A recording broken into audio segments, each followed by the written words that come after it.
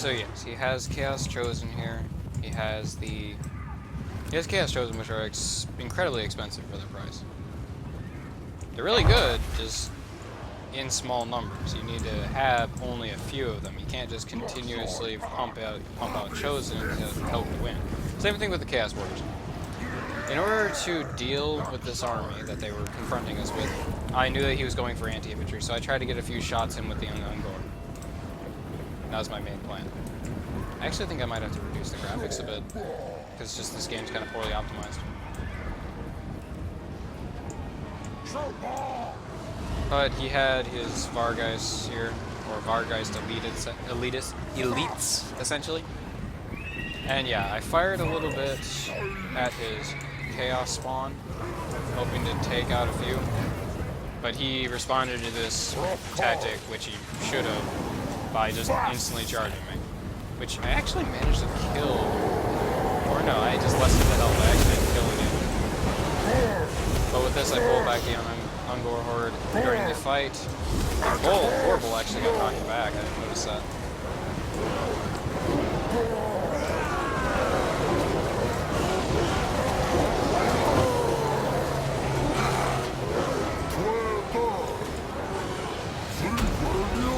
So yeah, see, I just, with his line being not so wide as mine, I was able just to quickly route around him. My Beastmen Horde didn't even need to engage. Cygor was summoned, which means he's causing terror. And terror is absolutely causing hell for the enemy's morale, which means these marauders. For some reason, I guess his Forsaken were told to go with my archers, and they were like manually told to do so because they just kept chasing my archers through, and it really hurt them because they were getting hit in the back constantly.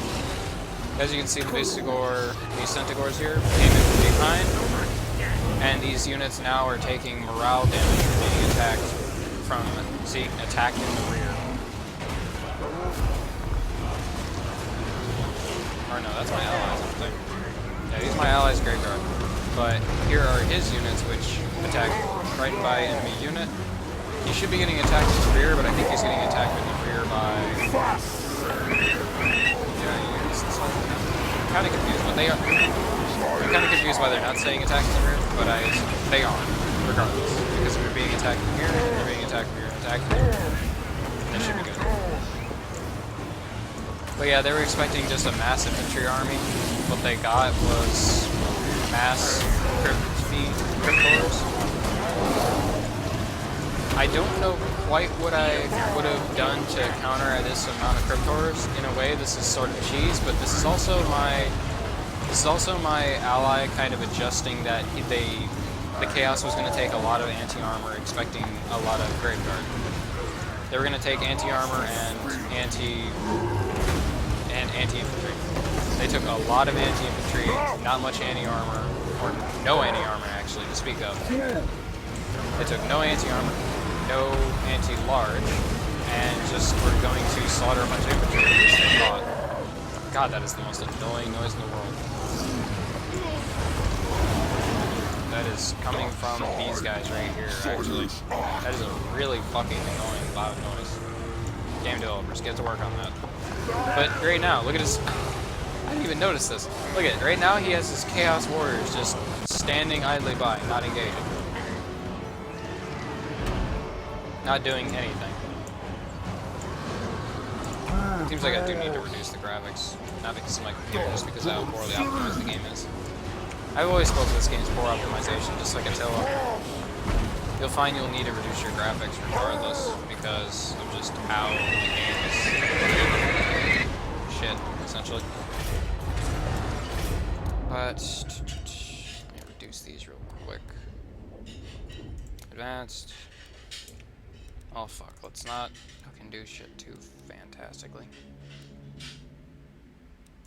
Let's just reduce them to high and be done with it.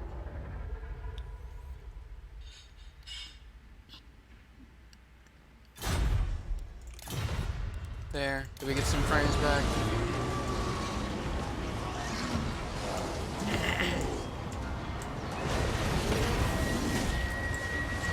Bit lower textures, but that'll be fine. in the commentary that wasn't recorded, I spoke of how the sorcerer was disrupted by the Cygor, and the Cygor thirst for his soul and shit like that, but, you know, the Cygor, a wonderful unit that causes fear, has artillery, and is a decent melee combatant who was about to throw, or did throw, look at that shit, his boulder several times. I mainly aim for the Dragon Ogres. But yeah, my units were just able to stick it out. I was able to surround his line way easier than I should have been because it was just so small. This is who I was engaging. This is who my enemy was engaging. I don't think I need to tell you why this beat this. These are poison attacks versus heavily armored units. Poison goes through armor. And these are large, very high charge, very mobile units that can also stick it out in the fight. Versus Chaos Warriors, which they absolutely will shred, and Forsaken, who they will absolutely shred, Chosen, who they will reasonably shred, and Dragon Ogres, of which they... I don't exactly know how that fight goes, but the Dragon Ogres didn't last long, that's for damn sure.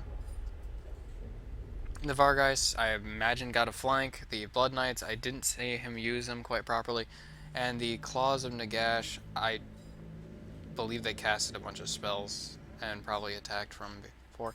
I know there was Graveguard summoned all over the fucking battlefield, and that was essentially, he used that to attack from behind and, well, attack in the rear, as it says, and destroy my opponent. Oh, and destroy our opponents, because he just summoned them behind the enemy, and Graveguard usually are the butt of the joke, as they just get attacked by stuff like this, but he instead used the new units that the vampire counts now have to attack with Graveguard without actually having Graveguard. Just like I use Malagor or a Bray Shaman to have a Cygor without having a Cygor. Now, what I actually want to show you guys is what I would be taking into this battle against myself. Like, if I was that guy that took all the Forsaken and shit, if I was the guy that took all the Forsaken, I would not be taking that army. Let's give you guys a good example here. This is basically what I had, but I took away Netil Gorok. Yeah, I had Bray Scream. That was about it. I technically should have kept Viletide, because Viletide's a really good one. But yeah, this is basically what I had. If you want exactly what I had, it was that. Did I have the... yeah, I had this too. I meant to get rid of it, but I had it. Nonetheless, I had these for the line. 2 of these. I didn't take these because I wasn't planning to flank my enemy at all, and I didn't really see where the Gore Herd would really pay off because I couldn't really get a flank due to the map. Took some of these because archers always pay off on flying units, large units, and archers are just generally good to have in those standoff moments when 2 armies are staring at each other. Took some Centaurs for my wings to make sure I could flank and get some rear charges in. And finally, just to fill in it, I took the great unit. These all around are just great units, regardless of what you take. You know, you might want to adjust it based on what you're facing. But I took great weapons because I wanted anti-large versus... yeah, I believe I took away one of these things.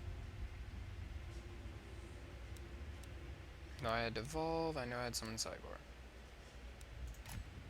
There. But yeah, but these were the Minotaurs with great weapons. I chose them because I wanted to deal with the large of the Chaos that I expected them to take, but they didn't. Well, they took Chaos Spawn, so large, yes. But armor piercing and armored, I wanted that to deal with the chosen, if they did take any chosen, which I expected chosen, but I didn't get the army with chosen. Sad. But the Beastigor, regardless, are the chosen of the... They're essentially the chosen, not as good as chosen, but they are the chosen of Beastmen. Same kind of unit. They're essentially chosen with great weapons. That's their role. They're meant to be the elite of the Beastigors, of the Beastmen army, the elite infantry. But you notice I only took 2 of them, and most of my army is gore herds with shields. I don't know why I quite took the shields, other than that melee defense and melee attack is just really good. Like, to take the spears could be a thing. I could totally take spears for the large units. But I didn't want the low morale versus all the shit that Chaos likes to put out, essentially. And essentially because we were going to have to stick it out in a fight against Chaos, and Chaos often doesn't take really low value stuff. Usually they take Chaos Marauders. But this is the army that I had, and it's kind of a good all-around army. This is what I would take against 90% of things in game, in the game, race-wise. I would adjust based on the race, but against Chaos, this is what I would take most of the time.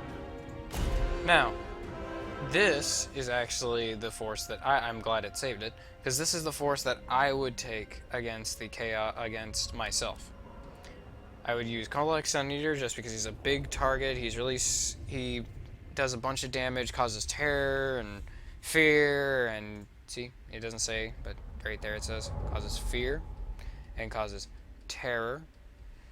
And then he has Foe Seeker. He has this good lightning ability that's pretty good for taking out a couple things. Like if you just want to, you throw it into the middle of a combat and it's pretty effective. Standard armor piercing and charge bonus. And standard die, which is pretty much what you get with almost every commander. But yeah, he also has missile resistance, so it helps him a bit against archers. But given that if I saw a Kolak on the battlefield or a Dragon or Shadagoth, I would have shot the hell out of him with my archers, I have to tell you. I just instead opted to shoot the hell out of the Chaos one. I'm pretty sure my Ungor archers were just staring the whole time at the, like, behind them. I don't think they were actually firing. I used them for that initial engagement, and that's kind of my fault. I should have been engaging better with that, but I won the fight regardless. I was too busy focusing on devolve and moving units around and trying to get attack in the rear with the Centaurs. I didn't exactly want the Centaurs to win the fight, I just wanted them to help the Gore Herd in the fight and just win by attrition. But this is what I would take against my army, because this is a good line. Oh, sorry. Boop. Okay, yeah, we do have the same army. Good.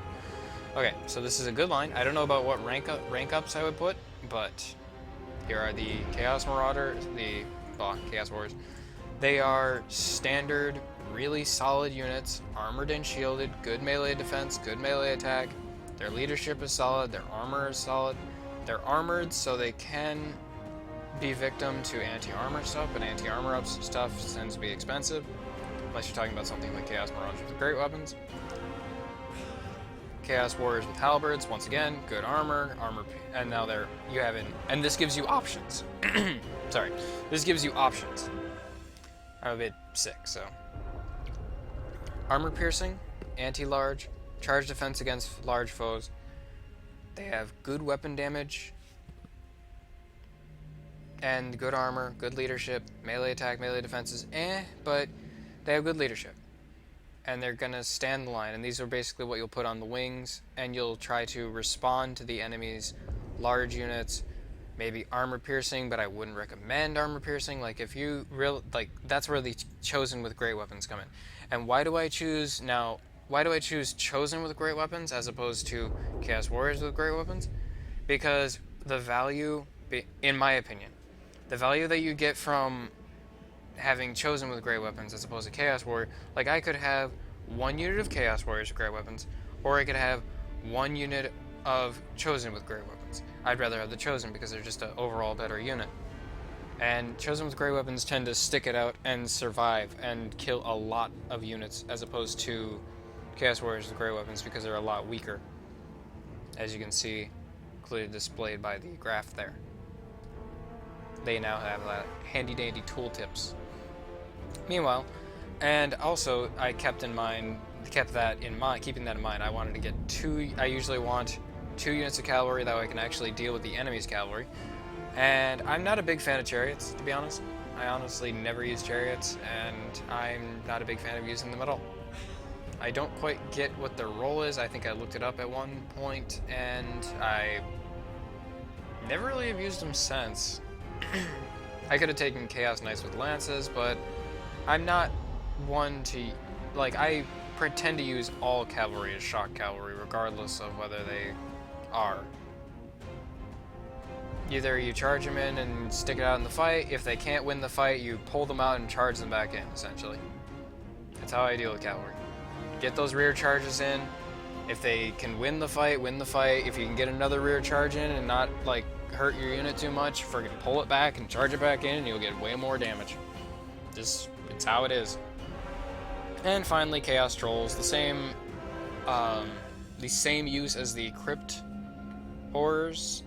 They are very mobile charge units. Very mobile charge units that disrupt a lot and have a lot of damage for their cost. They're very poor leadership, so you might have some issues with that, but you can stick a leader next to them and they'll hold for a while. They will retreat. They will fall back a lot of the time, but they'll come back.